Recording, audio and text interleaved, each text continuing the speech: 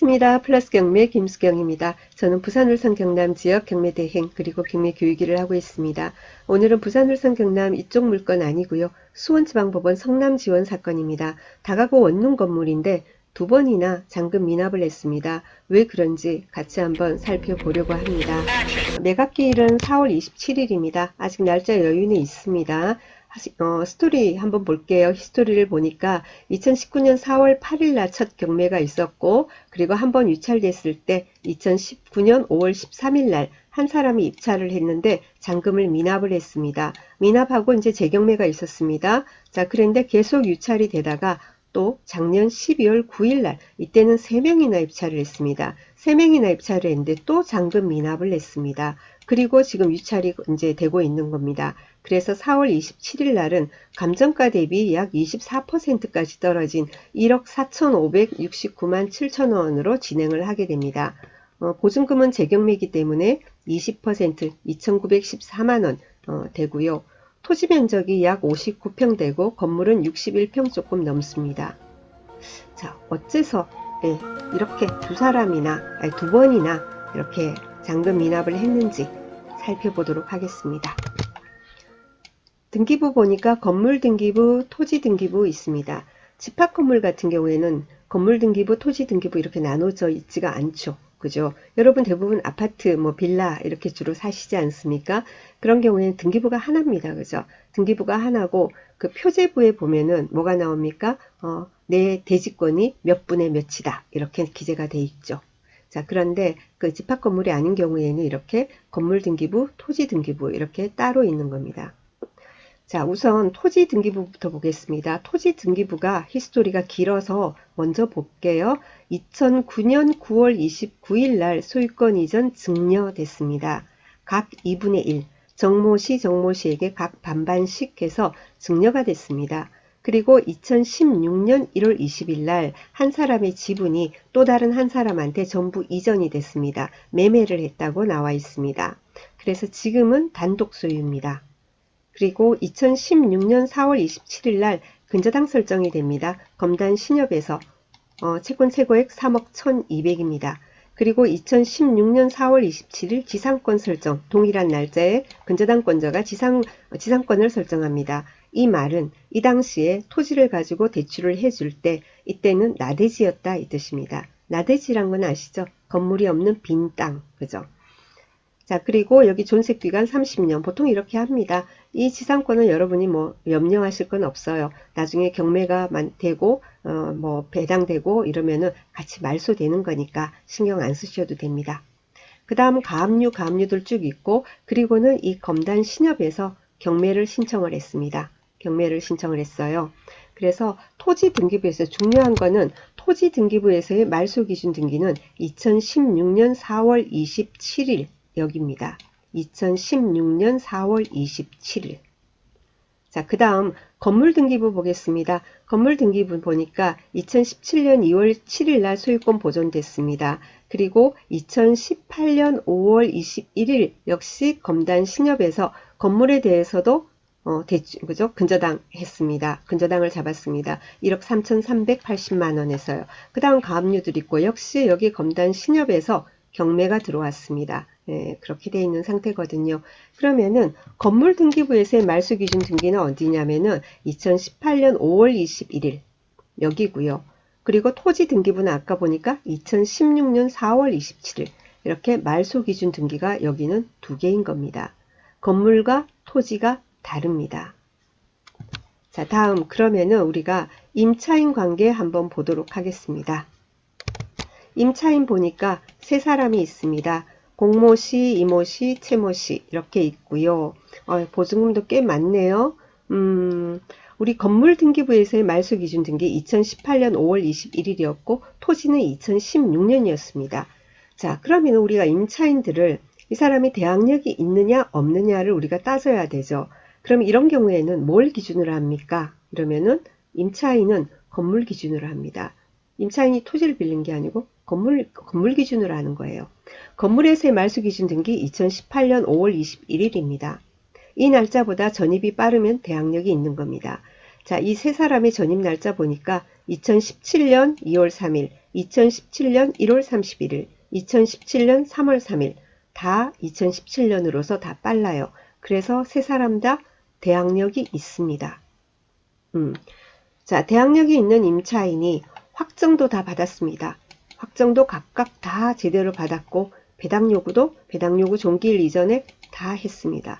그러면은 선순위 임차인이 전입하고 확정일자 받고 배당 요구를 했으면 그래서 배당 순서에 의해서 배당을 받고 만약에 배당을 못 받는다 미배당 분이 있으면은 선순위 임차인이니까 낙찰자가 매수인이 인수해야 하는 겁니다. 다 배당을 받으면 좋은데 못 받는다. 그러면 못 받는 만큼 인수를 하는 겁니다. 아시겠죠? 자, 그러면은 이런 사건은 그럼 배당이 어떻게 됩니까? 배당 순서를 어떻게 잡습니까? 라는 건데요. 아까 제가 토지 등기부를 분석을 하면서 그래서 근저당 설정일과 동시에 지상권 설정 이런 게 돼 있는 걸 보고 나대지 상태에서 이거는 나갔다. 대출이 나갔다. 라고 제가 말씀을 드렸습니다. 건물이 만약에 있었다면 어느 은행에서 건물을 빼고 토지만 근저당을 잡겠습니까? 그렇게 되면은 나중에 법정 지상권 성립의 여지가 그런 논란이 그죠? 있을 수 있는 거니까. 그죠? 건물이 있으면 당연히 같이 잡습니다. 건물이 없었기 때문에 그죠? 그런 그 대출 나가고 뭡니까? 지상권 설정을 자기들이 한 거예요. 자, 그러면은 그럼 이거는 어떻게 하죠? 그러니까 토지에서 아까 3억 얼마 아니었습니까? 그죠? 자, 이런 경우에는 배당을 어떻게 하냐면은 나대지 상태에서 건물이 지어지고 임차인이 들어온 경우에는 토지 등기부 이게 빠르잖아요. 그러면은 여기 근저당, 그죠? 토지에 있는 근저당 3억 1200 채권 최고액 되어 있습니다. 그래서 여기서 이 금액을 먼저 배당을 합니다. 법원에서 배당을 하고요. 그리고 나중에 이제 여러 가지 권리 관계를 따지고 그 임차인의 그죠? 확정일을 가지고 우선 변제권은 있으니까 배당이 될 건지 아닌 건지 그렇게 되는 겁니다. 자, 그래서요. 예상 배당표 한번 볼까요? 매각물건 명세서 그래도 확인을 하고 지나갈게요. 자, 여기 매각물건 명세서예요. 여기 보니까 최선순위 설정 이렇게 돼 있죠. 최선순위 설정하는 게 말소기준 등기죠. 그래서 매각물건 명세서에도 이렇게 두 개가 있습니다. 말소기준 등기가. 토지는 2016년 4월 27일에 근저당이고 건물은 2018년 5월 21일에 근저당이다. 이렇게 두 개를 이렇게 해놨을 땐 이유가 자기들도 있으니까 그래서 그렇게 해놓은 거겠죠. 자, 그러면 이번에 배당표를 한번 보도록 하겠습니다. 지금 최저가가 1억 4,569만 7천원입니다. 자, 두 번이나 잔금 미납을 했었죠. 그죠? 한 번 처음에 한 사람 입찰했다가 잔금 미납했고 그 다음에 재경매, 그 다음 재경매 할 때는 20%였겠죠. 그죠? 그 보증금도 역시 몰수가 당한 거죠. 두 번을 미납을 했으니까 두 번의 보증금. 그죠? 처음엔 10%, 그 다음 쭉 조금 더 유찰이 됐다가 20%, 최저가 20%인 그 보증금. 그게 두 개가 합하니까 약 8,400 얼마 된답니다. 그리고 경매 비용이 331만 1,000원 됩니다. 그럼 실제 배당할 금액은 어떻게 하냐면은 이번에 낙찰되는 금액 거기다가 전 경매 보증금 몰수한 거 있죠? 요 두 개를 합하고 여기에서 경매 비용을 빼면은 그게 배당할 금액이 되는 거예요. 지금 최저가 기준으로 했을 때는 그럼 실제 배당할 금액은 2억 2,649만 700원이 된답니다. 자, 이 돈을 가지고 성남시 압류 이건 알 수 없습니다. 자, 그리고 그러면은 아까 제가 뭐라고 그랬어요? 나대지 상태에서 먼저 토지 쪽에 근저당이 있었을 때는 뭐냐면은 토지에 있는 근저당부터 먼저 배당이 된다고 했습니다. 거기에 채권 최고액이 3억 1,200입니다. 3억 1,200인데 요거 배당을 전액 다 한다 하더라도 다 못 받죠. 배당 비율이 72.59%밖에 안 됩니다. 미배당 금액이 8,500 얼마 되는데 물론 이걸 우리가 인수하는 건 아니에요. 그래서 검단 신협에서 일단 받고요. 나머지는 검단 신협에 요 금액 나머지는 소멸하게 됩니다. 신경 쓸 건 없습니다. 자, 그런데 그게 중요한 게 아니라 임차인 3명 있었지 않습니까? 그죠? 보증금이 그죠? 5,100만 원, 5억 1,000만 원, 1억 8천 두 사람, 1억 5천 한 사람. 그리고는 15만 원인가 월세도 있었고 한데 일단 보증금은 1억 8천, 1억 5천, 1억 8천 이렇게 됩니다. 그래서 확정일 순서대로 놓으면은 이렇게 세 사람 순서가 되는 겁니다. 그런데 검단 신협에서도 토지 등기부에 그 먼저 설정되어 있는 근저당권자도 다 못 받았는데 이 임차인들한테 배당이 갈 게 있겠습니까? 당연히 다 한 푼도 못 받는 거죠. 그럼 한 푼도 못 받으면 어떡합니까?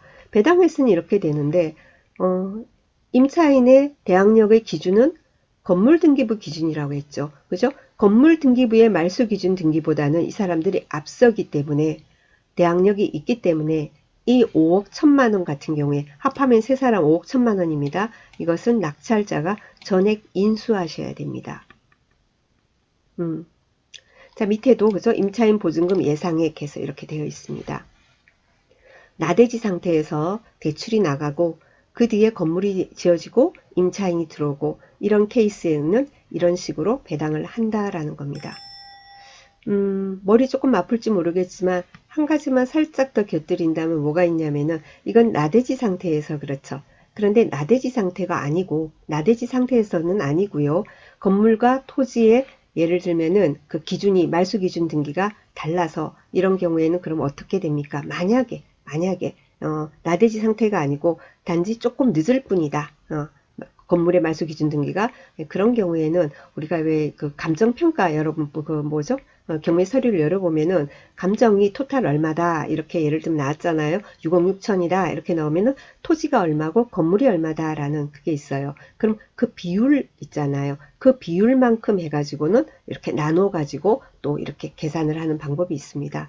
너무 나가면 머리 아프겠다 그죠? 일단은 이 사건 같은 경우에는 나대지에서 먼저 시작이 됐기 때문에 토지의 근저당 설정 있죠 한 사람 이쪽으로 다 배당이 되고 나야 그 다음에 해결이 된다라는 거였습니다. 근데 다 그것마저도 안 되기 때문에 임차인 3명은 대항력 있는 임차인 3명 5억 1천만 원을 낙찰자가 인수해야 한다라는 겁니다.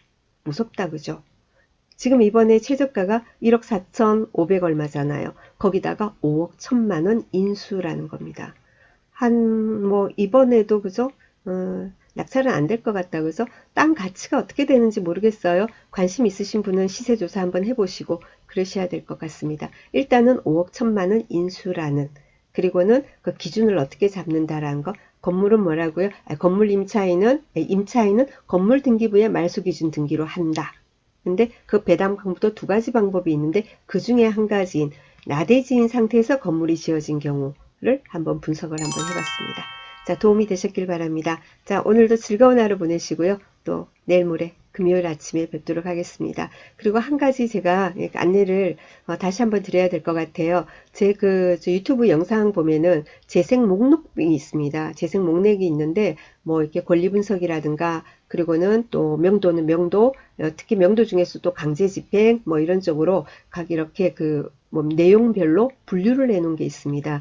그래서 그 채널 들어오시면은 처음부터 무조건 그 초보 탈출 1강부터 1강, 2강, 3강, 4강 이렇게 보시지 마시고 본인이 이제 부족한 부분을 그렇게 파트별로 이렇게 보시는 것도 도움이 되지 않을까 하는 생각이 듭니다. 자, 안내해 드렸습니다. 감사합니다.